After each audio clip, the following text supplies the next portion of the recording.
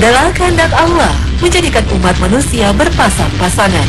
Bahkan Allah juga ciptakan berpasangan seluruh alam semesta. Dan dari segala sesuatu yang ada, kami telah menciptakannya dengan berpasangan. Semoga kalian menjadi ingat. Al-Quran, Surah Az-Zariyat, ayat 49.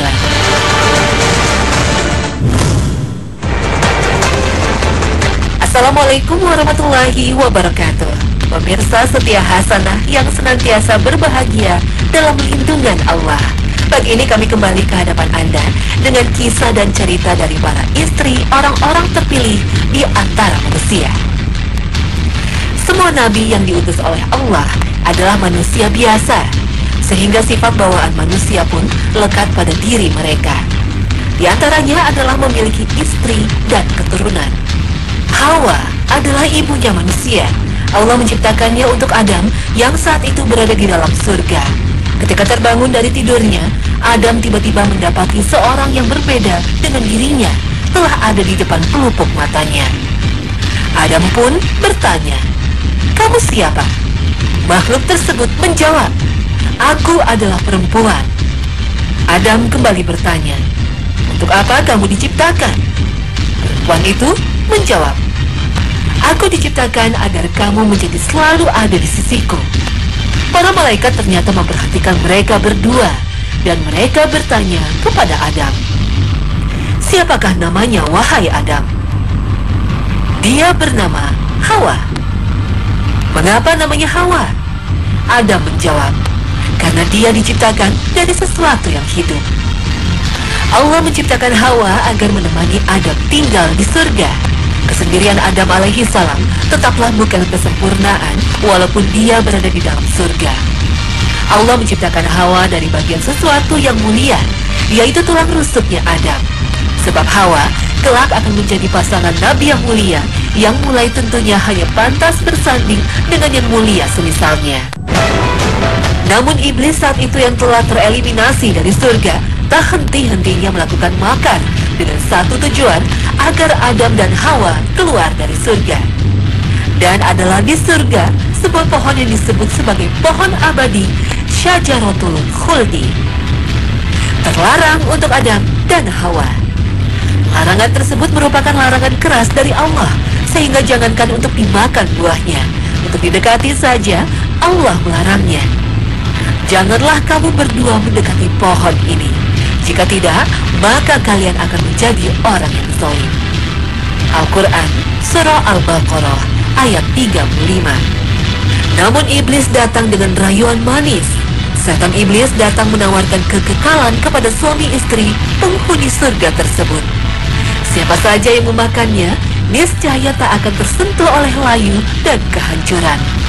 Dalam hadis yang diriwayatkan Imam Ahmad dengan sanad yang sahih, bahwa di dalam surga terdapat sebuah pohon yang dengan 100 tahun perjalanan, maka rindangnya tak akan terlampaui. Imam Ibnu Katsir rahimahullah menilai seolah inilah pohon khuldi yang dimaksud. Setelah bujukan tersebut dijejali kepada Adam dan Hawa, maka sungguh tak terduga bagai mantra dan taktik yang sangat jitu, Hawa mulai terpengaruhi dan akhirnya mendorong suaminya agar memakan buah tersebut. Imam Ibnu Katsir dalam kitab Qasasul Anbiya mengatakan bahwa yang terlebih dulu memakan buah tersebut adalah Hawa, dan dialah yang mendorong Adam untuk mendekatinya. Kenyataan ini diperkuat oleh sebuah hadis dalam Sahih Bukhari. Nabi SAW bersabda, "Jikalau bukan karena Bani Israel, maka daging tidak akan pernah membusuk. Dan jikalau bukan karena Hawa, maka para wanita tidak akan pernah mengkhianati suaminya." Dikatakan demikian karena Hawalah yang membujuk suaminya untuk mendekat kepada pohon terlarang tersebut. Inilah makna dan konsekuensi agar engkau tetap ada di sampingku, seperti jawaban yang dilontarkan Hawa kepada Adam. Dalam kebersamaan tersebut pastinya akan muncul kasih sayang, saling mendengar, dan bahkan saling mempengaruhi antara suami dan istri. Dan lewat celah inilah kemudian iblis merangkak masuk mempengaruhi Hawa. Sehingga melalui Hawa, tujuan iblis pun terlaksana, Namun akhirnya Adam dan Hawa bertaubat kepada Allah dan Allah pun menerima taubat keduanya.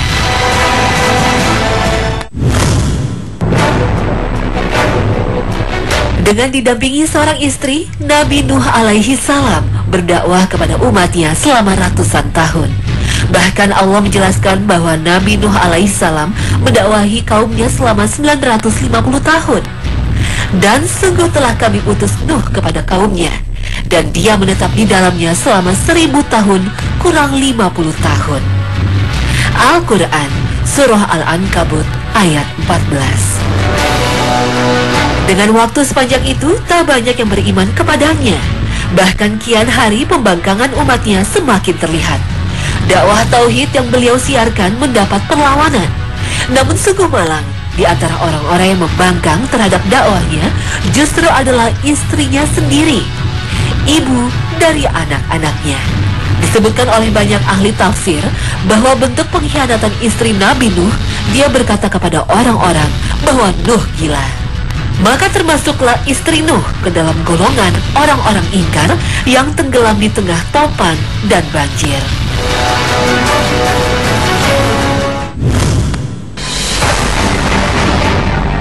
Dalam surah Hud ayat 77 diceritakan di dalamnya keadaan Nabi Lut alaihi salam. Allah berfirman, "Dan tatkala datang utusan-utusan kami, para malaikat itu kepada Lut, dia merasa susah dan merasa sempit dadanya karena kedatangan mereka. Dan dia berkata, ini adalah hari yang amat sulit." Ayat ini menggambarkan kecemasan Nabi Lut alaihi salam terhadap tamu yang akan mengunjunginya. Hari itu ada 3 orang yang tidak lain adalah Jibril, Mikail, dan Israfil. Sudah sampai di depan kota Sadum, mereka hendak menemui Lut sekaligus sebagai penegakan hujah atas kaum Sadum atas perbuatan dosa mereka. Kedua putri Nabi Lut yang bernama Risa dan Zagrata sore itu tengah mengambil air untuk kebutuhan rumah. Bertemu dengan ketiga pemuda dengan wajah sangat tampan yang merupakan jelmaan dari 3 malaikat. 3 pemuda itu bertanya kepada kedua putri Nabi Lut, "Apakah ada orang di rumahmu?" Kedua putri Nabi Lut akhirnya meminta ketiga orang tamu tersebut agar tetap menunggu di batas kota, sebab mereka hendak melapor terlebih dulu kepada ayahnya. "Ayah, aku bertemu dengan 3 orang lelaki dengan paras yang sangat tampan. Jangan sampai mereka bertiga menjadi korban kaummu." Ketika itu kaum Nabi Lut tengah gila dengan kesukaan mereka menyetubuhi lelaki. Akhirnya Nabi Lut memerintahkan tamunya datang pada malam hari tanpa ada yang mengetahuinya kecuali keluarganya. Namun sungguh tak diduga, istri Nabi Lut yang konon disebut bernama Walihah pergi dan melaporkan kepada kaum Nabi Lut bahwa di rumahnya ada tamu laki-laki. Dia berkata, "Wahai kaum, di rumah Lut ada tamu laki-laki. Aku tidak pernah melihat orang setampan mereka." Atas berita tersebut, akhirnya kaum Sadum berduyunan mendatangi rumah Nabi Lut. Namun Nabi Lut mencoba menasihati mereka agar jangan mengusik tamunya, dan silakan datangilah wanita-wanita dengan menikahinya. Namun mereka dengan penuh kebodohan dan kedunguan berterus terang kepada Lut, "Kamu telah mengetahui bahwa kami tidak memiliki hak untuk wanita, dan sungguh kamu telah mengetahui, wahai Lut, apa yang kami inginkan." Dalam peristiwa inilah terdapat potret dan jalan yang ditempuh oleh istri Nabi Lut. Tidaklah dia berzina dan selingkuh mengkhianati suaminya, sebab semua istri para nabi tidak ada yang berzina dan selingkuh. Itulah jaminan Allah Azza wa Jalla. Namun sang istri telah mengkhianati perjuangan dakwah kenabian suaminya, sehingga termasuklah dia ke dalam golongan orang-orang yang masuk ke dalam api neraka. Tentang pengkhianatan istri Nabi Nuh dan Lut alaihi salam, Allah abadikan dalam Al-Quran Surah At-Tahrim ayat 10. Allah membuat perumpamaan istri Nabi Nuh dan istri Nabi Lut sebagai perumpamaan bagi orang-orang kafir. Keduanya berada di bawah pengawasan 2 orang hamba yang saleh di antara hamba-hamba kami. Lalu kedua istri itu berkhianat kepada kedua suaminya. Maka kedua suaminya itu tiada dapat membantu mereka sedikit pun dari siksa Allah. Dan dikatakan kepada keduanya, masuklah ke neraka bersama orang-orang yang masuk neraka. Menjelang azab itu akan ditempahkan kepada kaum Sadum, malam itu juga sebelum subuh tiba, Lut beserta keluarganya diperintahkan segera keluar dari kota tersebut. Dan atas perintah Allah, Lut bersama keluarganya termasuk istrinya malam itu berjalan meninggalkan kota. Tanpa sedikit pun mereka tidak menoleh kembali ke arah kota yang tengah mereka tinggalkan, kecuali istrinya. Saat mendengar gemuruh menghantam kota dan terdengar teriakan yang menyayat, istri Nabi Lut menoleh dan berseru, "Wahai kaumku, alangkah malangnya. Dia telah melanggar larangan Rabb-nya agar jangan menoleh dan kembali ke kota. Maka akhirnya dia pun ikut serta tertimpa azab." Cuplikan ini disebutkan dalam Al-Quran Surah Hud ayat 81. Para utusan malaikat berkata, "Hai Lut, sesungguhnya kami adalah utusan-utusan Tuhanmu. Sekali-kali mereka tidak akan dapat mengganggu kamu. Sebab itu pergilah dengan membawa keluarga dan pengikut-pengikut kamu di akhir malam, dan janganlah ada seorang pun di antara yang menoleh ke belakang, kecuali istrimu. Sesungguhnya dia akan ditimpa azab yang menimpa mereka, karena sesungguhnya saat jatuh azab kepada mereka ialah di waktu subuh. Bukankah subuh itu dekat?"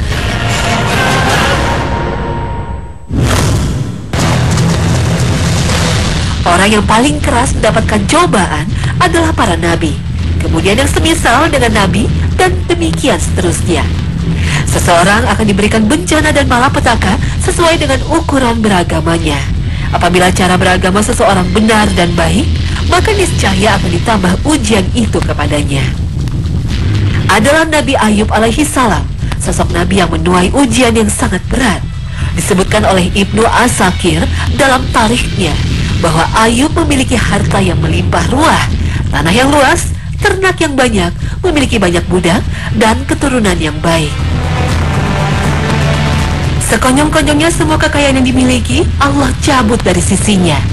Kita tidak bisa membayangkan bagaimana getirnya terjatuh dari satu keadaan yang baik, lalu secara tiba-tiba semuanya sirna dan pergi. Dan tidak hanya itu saja, ternyata Nabi Ayub alaihi salam tertimpa oleh banyak penyakit, sehingga dikisahkan bahwa tidak ada yang tersisa dari tubuhnya dari penyakit, kecuali hati dan lisannya, yang keduanya digunakannya selalu untuk berzikir kepada Allah. Keadaan mengerikan ini dihadapi oleh Ayub dengan tabah dan penuh kesabaran. Puncak dari ujian yang mendera Nabi Ayub, beliau dijauhi oleh keluarga dan masyarakatnya. Dan ini berujung kepada diusirnya Ayub alaihi salam dari lingkungannya. Namun Allah maha bijaksana dan maha mengetahui. Dalam penderitaan tersebut, ternyata masih ada yang tersisa yang dimiliki oleh Ayub, yaitu istrinya. Istri Nabi Ayub alaihi salam masih setia dan selalu ada mendampingi Ayub. Beliau ada dalam setiap detik derita yang mendera Ayub. Istrinya lah yang mendampingi Ayub ketika semua hartanya hancur. Istrinya lah yang mendampingi Ayub saat semua keluarga dan orang-orang menjauhinya. Istrinya lah yang menemani Ayub saat belas kasih orang-orang tak lagi ada untuknya. Istrinya tak pernah jenuh merawat Ayub alaihi salam. Hak-hak Ayub selalu dipenuhinya. Dia mempersembahkan ihsan yang tak ternilai kepada Ayub. Untuk melanjutkan pengabdiannya, sang istri bekerja mencari upah sebagai pembantu dengan orang lain. Namun pekerjaan tersebut tak lama dia jalani, sebab orang-orang tak mau lagi menerimanya sebagai pembantu setelah mereka mengetahui kalau dirinya adalah istri Nabi Ayub. Akhirnya demi mencukupi kebutuhan suaminya, dia menukar rambutnya kepada sebagian wanita bangsawan di kota itu dengan makanan yang baik dan bergizi.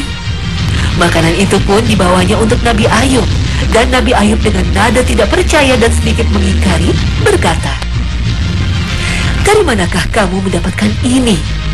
Istrinya menjawab, "Aku mendapatkannya dengan membantu orang-orang." Keesokan harinya istri Nabi Ayub masih belum juga mendapatkan pekerjaan. Maka akhirnya untuk yang kedua kalinya dia kembali menukar rambutnya yang masih tersisa dengan makanan yang baik dan bermutu. Sesampainya di rumah pada hari itu membawa makanan untuk suaminya, Ayub bertanya sembari mengingkari, "Dari manakah kamu mendapatkan makanan ini?" Dan Ayub menolak untuk memakannya sampai istrinya mau berterus terang tentang asal-usul makanan mewah tersebut. Dan dia bersumpah akan memukulnya 100 cambukan. Tanpa bertutur kata untuk menjawab suaminya, istri Nabi Ayub membuka jilbab yang menutupi kepalanya. Seketika itu juga Nabi Ayub menjadi sedih. Dia melihat kepala istrinya telah menjadi botak. Saat itulah kemudian Ayub berdoa kepada Allah, seperti yang disebutkan dalam Al-Quran. Artinya, "Ya Rabbi, sesungguhnya penderitaan telah menyentuhku, dan Engkau adalah zat yang paling menyayangi di antara para penyayang." Doa para nabi adalah doa yang mustajab. Allah pun mengabulkan doa Ayub tersebut secara berangsur penyakitnya mulai sembuh, dan Nabi Ayub menjadi sehat sempurna kembali. Dan beliau teringat dengan sumpahnya yang lalu akan memukul istrinya dengan 100 kali pukulan. Sumpah tetaplah sumpah, pantang dan haram atas Nabi Ayub untuk tidak melaksanakan sumpahnya. Namun di sisi lain tentunya suami manakah yang akan tega memukul istri yang telah mengorbankan segalanya untuk merawat dirinya? Dalam dilema tersebut, akhirnya Allah memerintahkan Ayub agar mengambil 100 rumput sebagai alat untuk memukul istrinya. Hal ini disebutkan dalam Al-Quran Surah Syad ayat 44. Artinya, وَخُذْ بِيَدِكَ ضِغْثًا فَاضْرِبْ بِهِ وَلَا تَحْنَثْ إِنَّا وَجَدْنَاهُ صَابِرًا نِعْمَ الْعَبْدُ إِنَّهُ أَوَّابٌ. Dan ambillah dengan tanganmu seikat rumput, maka pukullah dengan itu, dan janganlah kamu melanggar sumpah. Sesungguhnya kami dapati dia, Ayub, seorang yang sabar. Dialah sebaik-baik hamba. Sesungguhnya dia amat taat kepada Rabb-Nya. 100 helai rumput itu kemudian dipukulkan ke istrinya hanya sekali saja. Dan artinya seolah Nabi Ayub telah melaksanakan sumpahnya dengan sempurna. Semua itu adalah bentuk jalan keluar bagi orang yang bertakwa dan taat. Terlebih istrinya adalah seorang yang sangat sabar, jujur, beriman, dan adalah istri penyejuk hati.